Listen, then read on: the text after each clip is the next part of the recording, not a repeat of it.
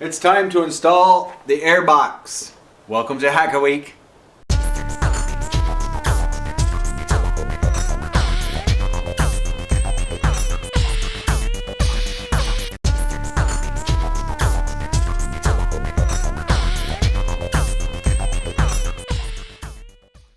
Yes, that's right, the Airbox, the stock Airbox. Not going to use those pods like I've mentioned quite a few times. We're going to go with the stock Airbox, and I'm going to explain to you why.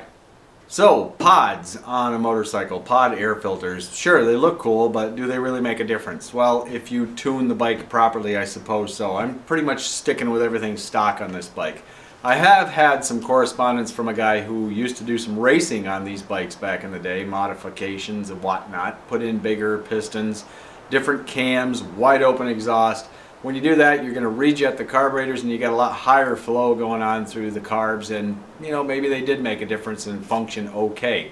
But for just a daily driver and the stock setup, stock carburetors, stock jets, all that, your best bet really is the stock Airbox. Here's why. You've got a nice fat air filter in here. This is a K&N, and really the surface area of this K&N has got to be as much or better than the surface area of these four little pods. Okay, so you've got that going for you, a nice replaceable air filter you can put in there. The other thing is everything goes in this one chamber. So the carburetors are pulling everything evenly from a single source. So when you're ripping down the highway and you got wind buffeting going on, the center two carburetors have a little different airflow than the two on the outside of the engine. So you might get a little bit different type of draw through those carburetors with pods. With these, you've got it all isolated inside of a box. They all share the same plenum of air. Another thing, you've got these velocity stacks that come on the stock Airbox. These are rubber ones, and a velocity stack has got this taper to it, and what it does, it necks down. You'll see it's wider up here and narrow down here. As the air comes through and you take it into a smaller area than what it came in, to get through there it has to increase in velocity because it's squishing together, so it has to move a little bit faster. So if it's coming in this way and it's getting squished down, it accelerates the air, and as it comes into the carburetor and goes past the needle and the jet and all that, and it's pulling fuel because of the negative pressure created in there, then you get a better flow of fuel. You get a quicker throttle response. You also deal with fuel standoff. This little phenomenon is what happens with any four-stroke engine where you've got the carburetor right up next to the head. When the valves are opening and closing, that intake valve opens up, the piston comes down, draws in some air. As it's coming back up, that valve is still closing. So for a second you get this little reversion pulse. It's a pulse that runs backwards through the intake. So it's actually making air flow backwards, the wrong way, just for a split second. But it's a pulse. There's a constant pulse. Last video you saw me doing the synchronization. You saw that pulsing going on. That is exactly what that is. That's that reversion pulse, and you can see it on that vacuum gauge.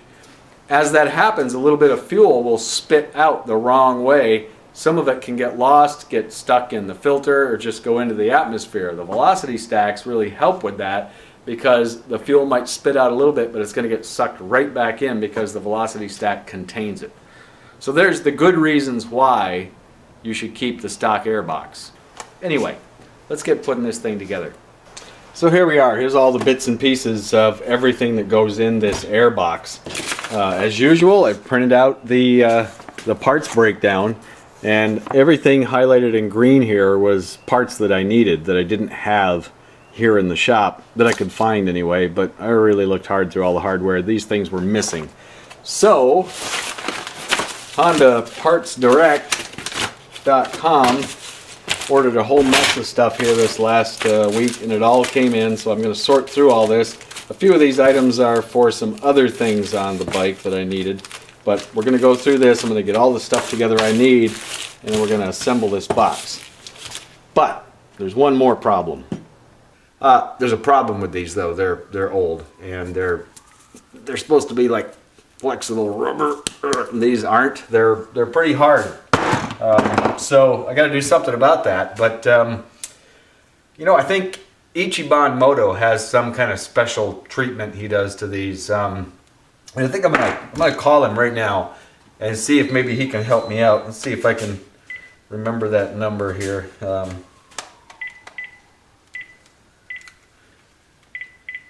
742. Yeah.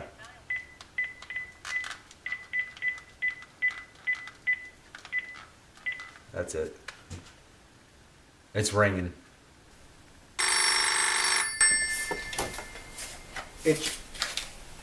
Ichiban Moto may help you. Hey, Ichiban. Hey, Dino.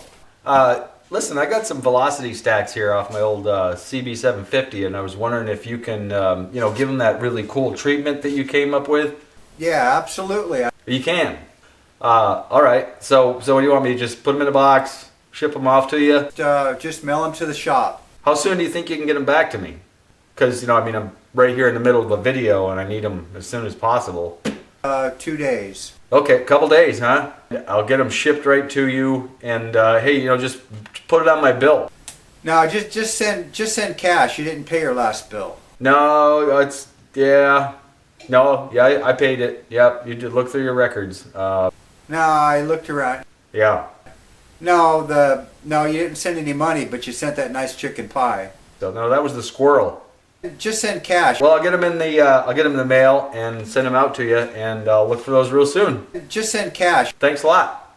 Okay. Okay, awesome. Looking forward to it. I'll get those right back to you. Keep on being badass. Later. Such a cool guy, Ichiban. He says he's gonna get right on them and turn them over, and should get them back in a day or two. So awesome. I'll get these boxed up, send them off to him, and he's gonna revitalize these. I'm excited. Hey, just like he said, 2 days later, look what came in the mail. All right, let's open these babies up. See if he worked his magic on them.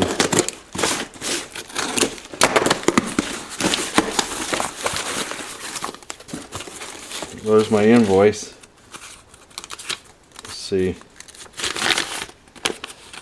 No charge for the stickers. That's pretty awesome. $2.09. Man, what a bargain. That is a badass value right there. I give that, let's see. Yeah, it's maybe going to be 5 out of 5, but we'll find out here in a second. Oh, man. Oh, cool. He sent me the metric carburetor tweaker. These are awesome. Thanks, Ichi. Man, this is way cool. This is bonus here.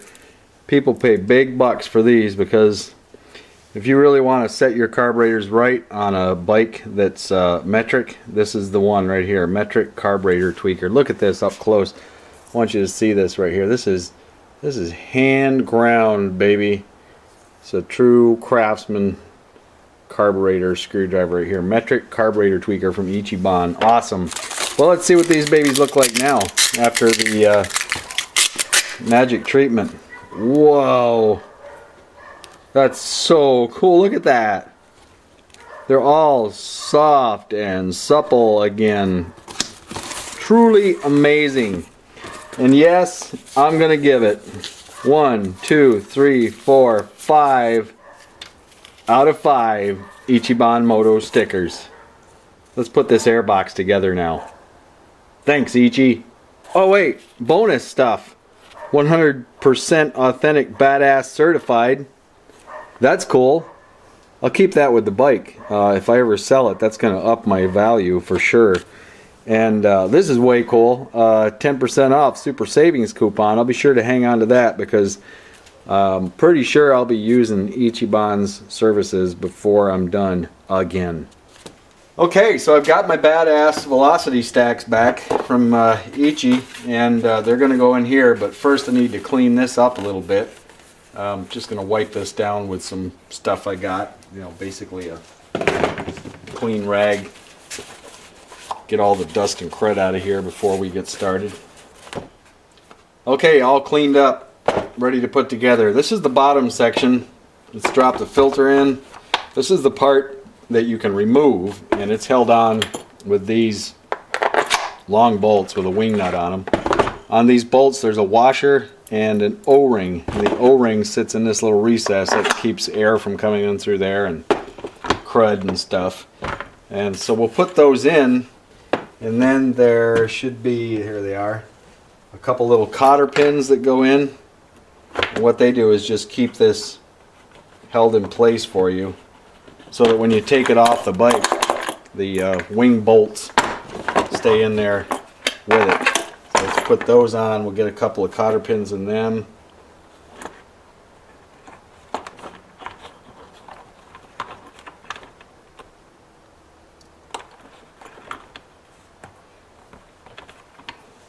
Now we'll drop the air cleaner in. Air cleaner goes like that. And we'll set that aside for now. Okay, now we're going to get the top section put together. There's a lot of parts that go in this. This whole upper section, see, this sets like so on top of here. It seals everything up tight. And then these screw into this guy. This lives in here. And it's just basically a big slug of metal. Sits in there. And that is going to be held in place by one of these. This is a double-ended bolt. Oops, dropped it in there.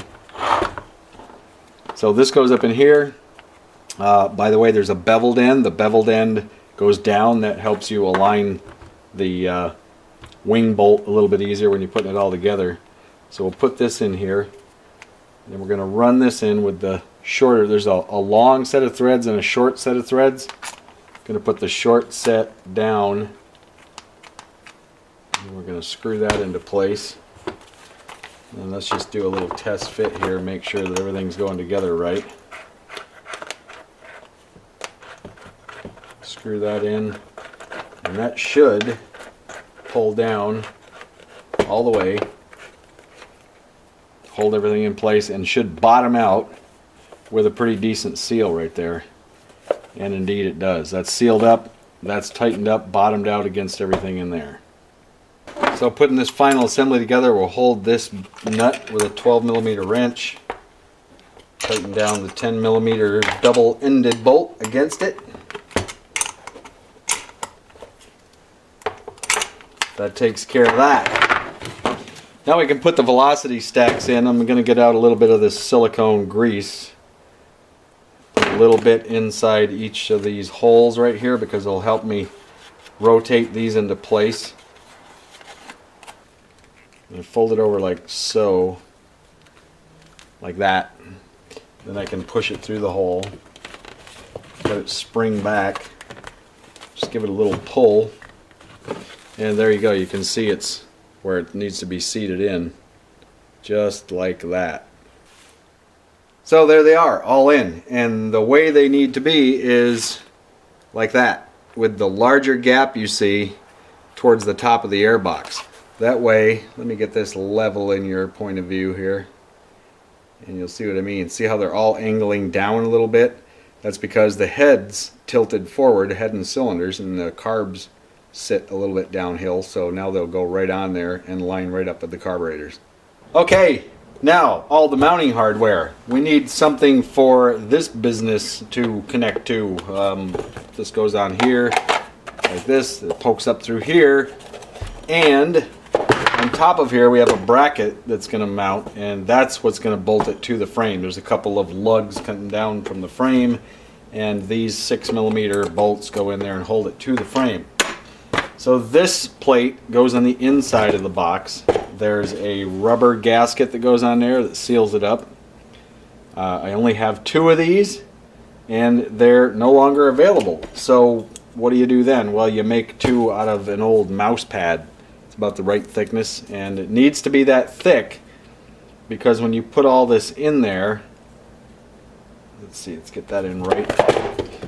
We'll just push this up in there and see if I can get this all lined up to show you what's up. There's a spacer that goes in there. See that? That has to go in there. That's why you need to have a rubber gasket nice and thick like this one I made from a mouse pad.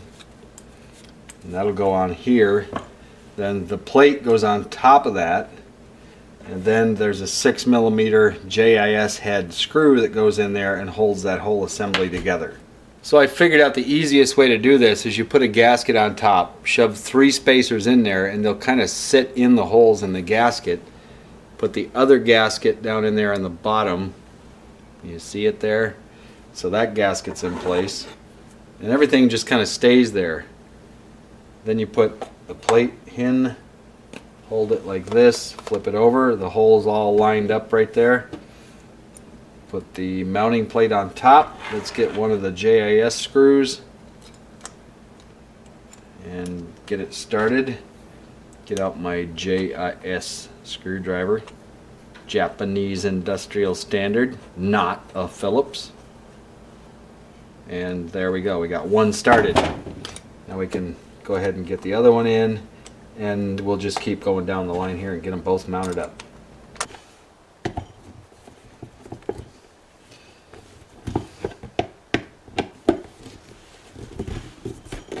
Get those screws good and tight. Alright, so now that we have the mounting brackets on, we can attach this piece to the upper plenum chamber and drop that down on there. Those 2 studs protrude through, and then the 2 nuts go on. No washer on those. I checked, and on the little happy parts breakdown here, they don't show that there was ever a washer on those. So we're just going to put it together just like that and torque it on down.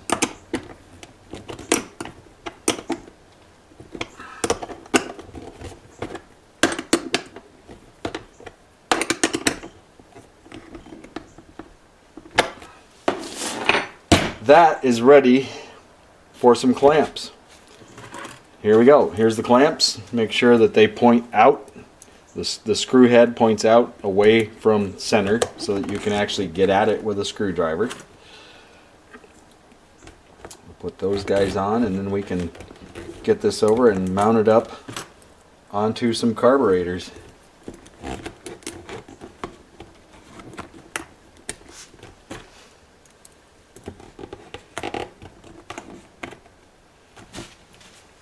Ready to put on the frame. Alright, we're going to mount the Airbox onto the frame now without the air filter in place. A little bit of silicone lube on the inside of each one of those velocity stacks. Just a little bit of help there. Putting them onto the carbs, just make it slide a little bit easier. Push the fuel lines down out of the way.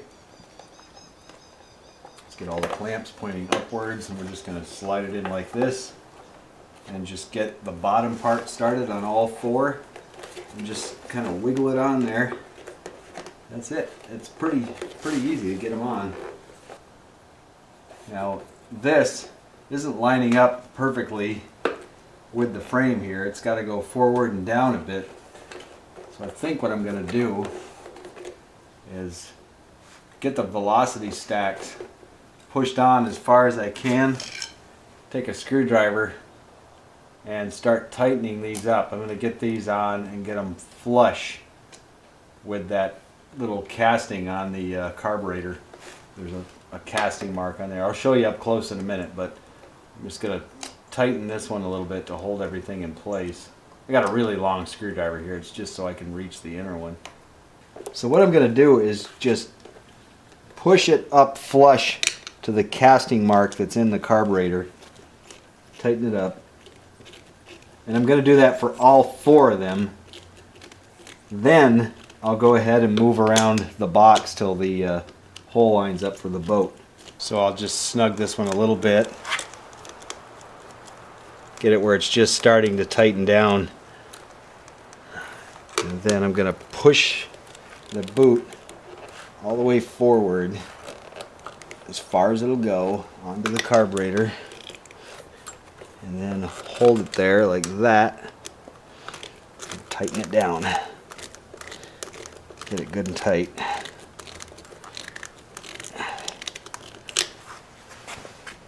Okay, let's see what we can do about getting this lined up right. It's a little tricky, but it'll go.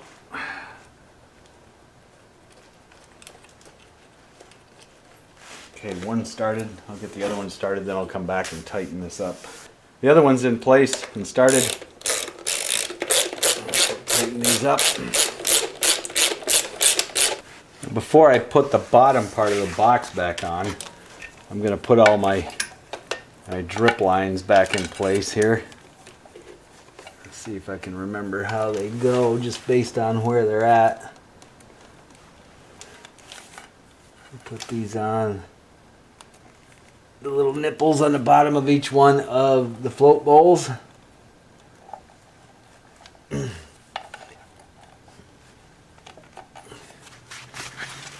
And now I'm ready to put the bottom of the airbox on. The part with the air filter in it. Just slide it in there. It's a little tight on the lines here. Might have to move one or two of those a little bit as you go.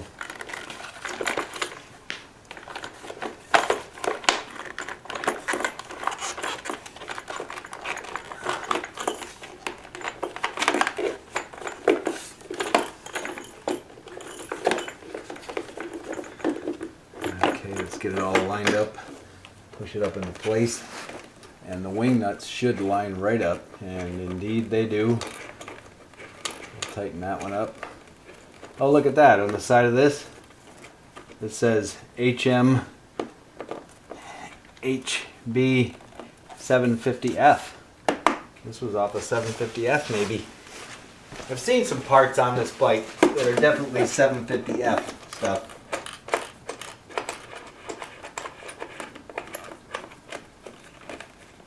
Tighten up these guys, and we're there. We have the airbox on.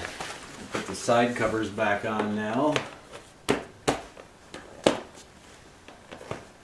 Look at that, nice clean lines, fully stock. Well, you know what? Any excuse to fire the bike up again. Let's see how it runs with the stock airbox. Get the key on. Let's give it a little choke.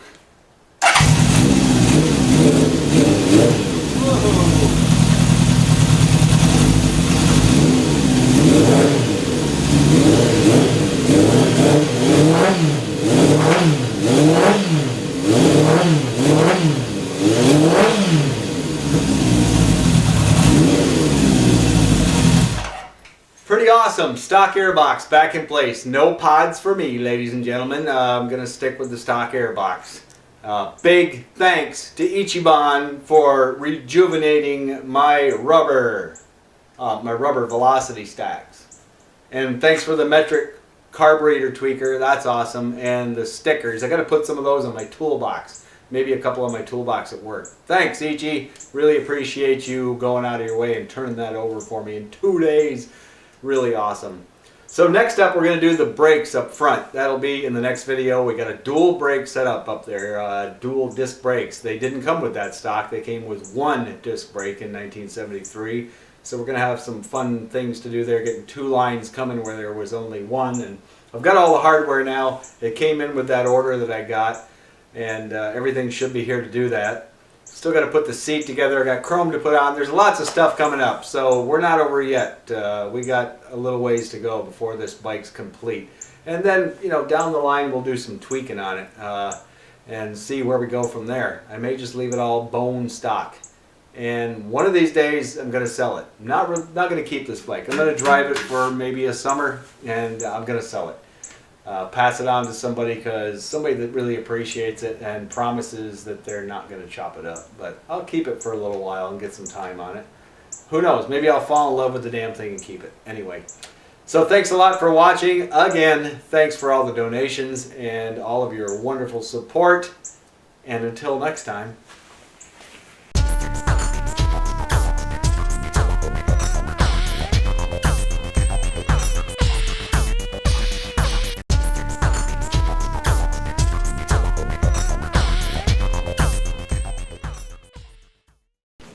Now we've got all of this mounting hardware. We get this hardware.